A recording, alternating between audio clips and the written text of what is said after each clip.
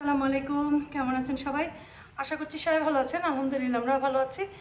তো এখন বাজে 4টা, আমি বাসা থেকে বের হচ্ছি। তারপর আপুর কাছে কাজ আছে, ওখানে যাচ্ছি।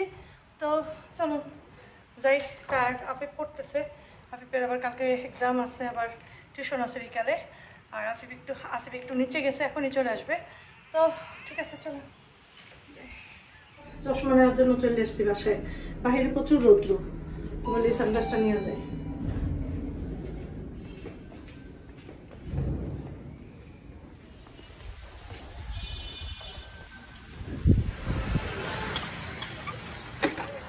তো আমি আসিফের আব্বুর কাছে এলাম, একটু কথা বলছিলাম। এর মধ্যে একটা ইঁদুর, বিশাল একটা ইঁদুর, আমি আবার একটু ভিডিও করলাম।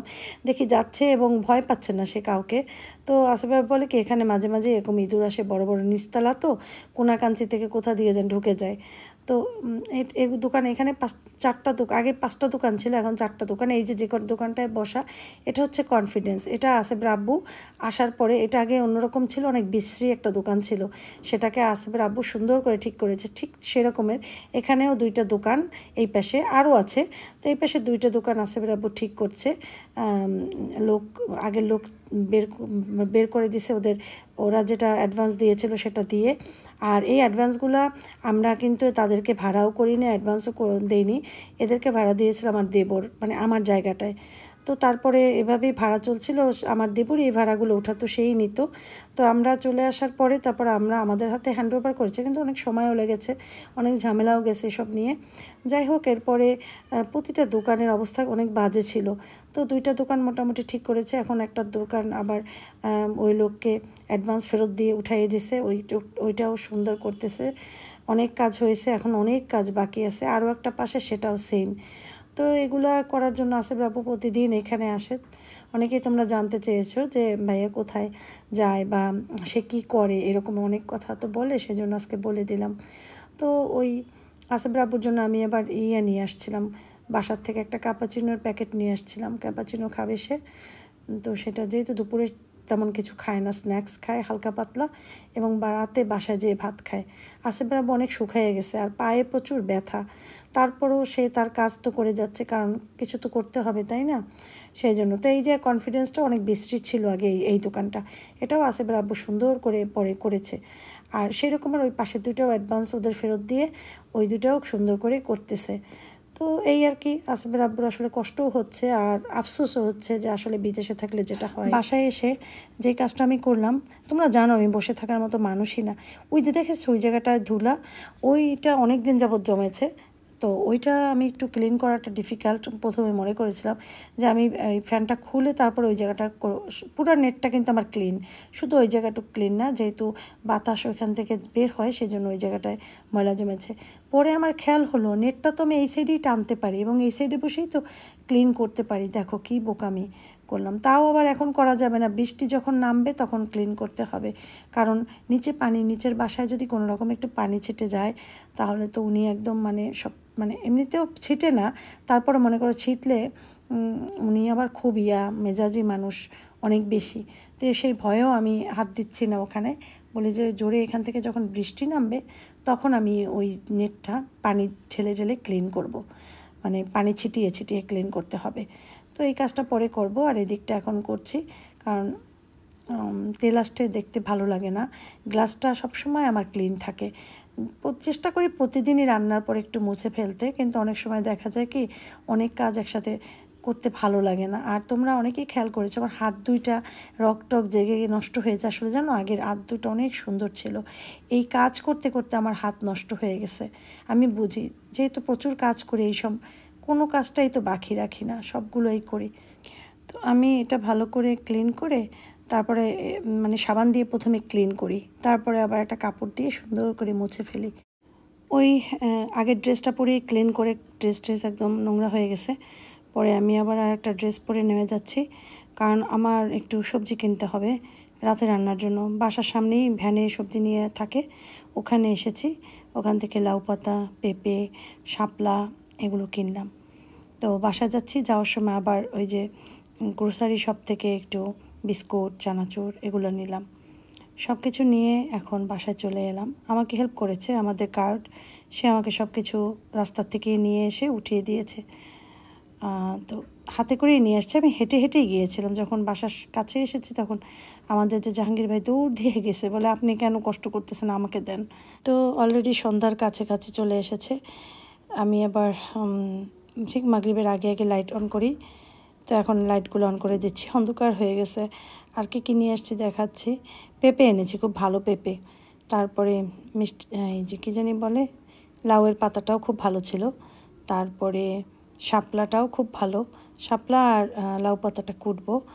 আর একটু চানাচুর বিস্কিট, ডিম এগুলো এনেছি, একটু দুধ এগুলো এনেছি, যেগুলো এখন আপাতত লাগবে। চা খাবো তো, এই জন্য চায়ের দুধটা নিয়ে এসেছি, চায়ের দুধ ছিল না একটুও। তো এইখান থেকে যখন আমি বাজার করি তখন ছোট ছোট অ্যামাউন্টে কিনি, কারণ একা একা বড় জিনিস নিয়ে আসা যায় না, সেই জন্য। আর যখন আসবের আব্বুর সাথে বা রিক্সায় দূরে যাই স্বপ্নতে বা অন্য কোনো দোকানে, তখন দেখা যায় কি অনেক বেশি করেই সব কিছু কিনে নিয়ে আসি। এখন আমি সবার আগে যেটা করব, নামাজ পড়ে মাগরিবের, তারপরে রান্নাবান্নায় চলে যাব, কাপড় খুলবো সবার আগে, কারণ এই কাপড় পরে আমি থাকতে পারি না। আমি আসলে বাসায় শর্টকাট কাপড় চোপড় পরি, তো দেখা যায় বাইরে গেলে আমার চেঞ্জ করতে হয়। আর মাগরিবের আগে দেখো কি সুন্দর আকাশটার অবস্থা, এত সুন্দর একটা আকাশ আমি না দেখিয়ে পারলাম না সবাইকে। আমার মনে হয় গত বছর এই ওয়েদারেই আমি এই আকাশটা দেখিয়েছিলাম একবার, এর ভিতরে না একটা বছর হয়ে গেল। আসলে এখন না বছর যেতে সময় লাগে না, মাস যেতে সময় লাগে না, সপ্তাহ যেতে সময় লাগে না, একটা শুক্রবার হতে না হতে আর একটা শুক্রবার চলে আসে। তো গ্লাসটা ক্লিন করার পরে অনেক সুন্দর দেখাচ্ছে, দেখো কি সুন্দর দেখাচ্ছে, একদম খুব সুন্দর করে ক্লিন করেছি। তারপরেও আরেকটু ক্লিন করলে আরও ভালো হতো, তো এতটুক সময়ের থেকে আর বেশি আমার পক্ষে সম্ভব ছিল না। আর চপিং বোর্ডের কথা আমাকে এরপরও বেশ দুই একজনে বলেছিল, আপু আপনি চপিং বোর্ড কিনেন, কাঠের কিনতে পাওয়া যায়। তো আসলে আমি হয়তো এই চপিং বোর্ড কেনার পরের ভিডিওগুলোতেই কমেন্টটা পেয়েছিলাম, তো তারা হয়তো এই ভিডিও দেখে নাই সেজন্য। তো ওই চপিং বোর্ড আমি ইউজ করি না এখন, দু একটা কাজে শুধু ইউজ করতে হয়, যেমন চিকেন কাটা, তারপরে এগুলোতে করি, কারণ কাঠের এগুলোতে করলে দেখা যাবে এইগুলোতে আবার অন্য অন্য খাবার করতে একটু অসুবিধা হবে। এই জন্য আমি আর ঘষে ঘষে ওয়াশ করলে কাঠের ইয়াগুলো মসৃণতা নষ্ট হয়ে যায়। সেই জন্য আমি যেটা করি, একটু সুন্দরভাবে এই জিনিসগুলোকে ইউজ করছি। আর পাশের যে ছালগুলো অতিরিক্ত পানিতে ওয়াশ করলে উঠে যায়, আস্তে আস্তে উঠে যায়, উঠলে ভালো দেখাবে না দেখতে, সেই জন্য। তো আসলে জিনিসের যত্ন করলে জিনিস অনেক দিন পর্যন্ত ভালো থাকে, যত্নে রত্ন মিলে একটা কথাই আছে। চা সন্ধ্যার পর খেলে আধা মগ খাই, এক মগ চা খাই না। আর আসেবের মগটা খুব ছোট একটা মগ, এতটুকুই আসেব খায়। বিস্কুট এনেছিলাম, ভেবেছিলাম শুধু ওই যে ঘিতে ভাজা টোস্ট আছে না ওইটা, কিন্তু খুলে দেখি কি জানো, চিনি মাখা টোস্ট। চিনি মাখা টোস্ট আসেব খুব পছন্দ করে চায়ের সাথে, আমি আবার বেশি একটা খাই না, কারণ চায়ে চিনি খাই না, তারপর আবার চিনি মাখা টোস্ট। তাও এখন কি করব, টোস্ট নিয়ে আসছি তাই একটা খেলাম, যে এটা আমার আর খাওয়া হবে না, বুঝতে পারি নাই তখন। টোস্ট আসলে আমাদের ঘরে আমি একাই খাই। তো এদিকে হচ্ছে আমি আজকে শাপলা নিয়ে এসেছি, শুধু শাপলা ভাজি করব। বাজারে এখন প্রচুর শাপলা পাওয়া যায়, তোমরা ঠিক আমি যেভাবে ভাজিটা করতেছি ঠিক এভাবে করে খেও। আমার মনে হয় একবার খেলে অবশ্যই আমাকে কমেন্টে বলবে যে আপু সত্যি, যারা শাপলা লাইক করো বলবা যে এত মজার ভাজি চিংড়ি দিয়েও হয় না কখনো। চিংড়ি ছাড়াই আজকে কিভাবে ভাজি করি সেটাই দেখাচ্ছি। শাপলা আজকে আমি সিদ্ধ করি নাই, কিন্তু ভাজি করব সেই জন্য শাপলাটাকে ভালো মতো ধুয়ে নিয়েছি। তারপরে কড়াইয়ের ভিতরে তেল দিয়ে তেলের ভিতরে পেঁয়াজ দেব, রসুন দেব, কাঁচামরিচ দেব আর লবণ দেব। তারপরে কিন্তু এগুলোকে ভালো করে ভাজবো, সাথে একটুখানি হলুদের গুঁড়া দেব। এটা দিয়ে শাপলাটা ভাজি করব। করে খেয়ে দেখো, ভালো লাগলে অবশ্যই কমেন্ট করে জানিও, কারণ শাপলা কিন্তু সবাই পছন্দ করে না, আমার খুব পছন্দ শাপলা। তবে শাপলা কাদা কাদা হয়ে যায় না, একদম নরম হয়, ওই শাপলাটা মজা লাগে না। আমি নারকেল চিংড়ি দিয়ে এক শাপলা করি, আর এক এরকম আজকে করলাম প্রথম, কারণ আমার বাসায় নারকেল নেই, অনেক দিন যাবৎ নারকেল কেনা হয় না, নারকেল পাই না কোথাও খুঁজে, আর পেলে আবার কে নারকেল আঁচড়াবে, আঁচড়ানোটাই একটা কষ্টকর জিনিস। আর এদিকে আসিফ আর আফিফকে খাবার দিয়েছে, বুটের ডাল করেছিলাম আর ডিম ভাজা আর রুটি। তো ওরা খাবে এটা দিয়ে, আর আমি খাবো হচ্ছে, ওদের দুপুরে কিন্তু ওরা পরোটা খেয়েছে, ওরা ভাত খায়নি আজকে। আর আমি লাউ শাক ভাজি করেছি খুব সুন্দর করে, ওই শাপলার মতোই করেছি, শুধু কাঁচামরিচের জায়গায় শুকনো মরিচ দিয়েছি। লাউ শাক ভাজিটাও খুব ভালো লাগে, শুধু শুধু করলেও মজা খাওয়া যায়। শাপলা ভাজি তো চমৎকার। এই আর কি, এটাই হচ্ছে আমাদের রাতের খাবার, আমার আসিফের আব্বুর। তো আসিফের আব্বু আর আমি খেতে বসেছি, ওরা তো আগেই খেয়ে ফেলেছে। বিশ্বাস করো, আমি কি বলবো আর, এরকম ভাজি তোমরা অবশ্যই একবার হলেও করে খাবে যেভাবে আমি করেছি। লাউ শাকটা এখন আমি ধরি নাই, এতটা মজা লাগছে এই ভাজিটা, আমার মনে হচ্ছে কি লাউ শাকটা এখন না খেলেই ভালো, কালকে খেলেই ভালো, মানে এত মজা লাগছে আমার এই শাপলা ভাজি এভাবে না খেলে হয়তো নিজেও জানতাম না যে এত মজা হয় খালি শাপলা ভাজি। তো খেয়ে দেখো। আর আসিফের আব্বু আসার সময় প্রতিদিন আমার জন্য বাদাম নিয়ে আসে, প্রতিদিন রাতে নিয়ে আসবে। আর তোমরা হয়তো মনে করো যে আমি অনেক খাই খাবার দাবার বা কিছু, আসলে না, দেখা যায় যে দুপুরে যদি একটু খাই তাহলে রাতে খাই না, আবার রাতে খেলে দুপুরে, যেমন আজকে দুপুরে কিন্তু আমি খাইনি।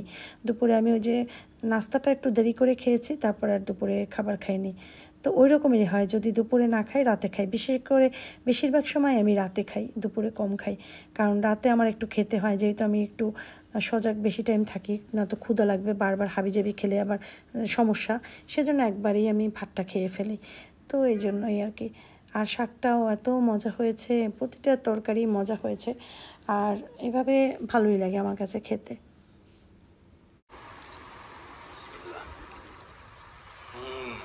কেমন হয়েছে? অনেক মজা হয়েছে না? অনেক মজা হয়েছে। তুমি তো টায়ার্ড অনেক। তোর মতো সুন্দর দৃশ্য আর কিছু নাই। এই যে আজানটা হচ্ছে, এটা লাস্ট আজান, মানে আজান বহু আগে হয়ে গেছে, আধা ঘন্টা আগে। এই হুজুরি মনে হয় ঘুমাইছিল। তো আমাদের নামাজ শেষ, আর দেখো আমি নেটের ভিতর দিয়ে দেখাচ্ছি বাহিরের ইয়েটা, এটা কিন্তু নেট। দেখো ওই যে এখন নেট খুলবো না এত সকালে একা একা, একটু ভয় লাগে। তো ওই যে দেখো সুবে সাদিক শুরু হইতে আছে কিন্তু, আর এখন মসজিদে সে আজান দেয় হুজুরে। মানে বাংলাদেশের হুজুরদের আসলে মাঝে মাঝে মাথা খারাপ হয়। তো আমি একটু খুলে দেখাই, দাঁড়া। ওই দেখো, দেখছো ওই যে সূর্য প্রায় উঠি ভাব, লাল আভা দেখা যাইতেছে, আর এখন সে আজান দিচ্ছে। এই আজান এই মতো শেষ হয়েছে, কি বলবো। এখন ঘুমাতে যাব, পরে আবার দেখা হবে আফিফ যখন স্কুলে যাবে। লাইটটা বন্ধ করে দিই, বন্ধ করে দিলাম, লাইট বন্ধ করা হয়ে গেছে সব।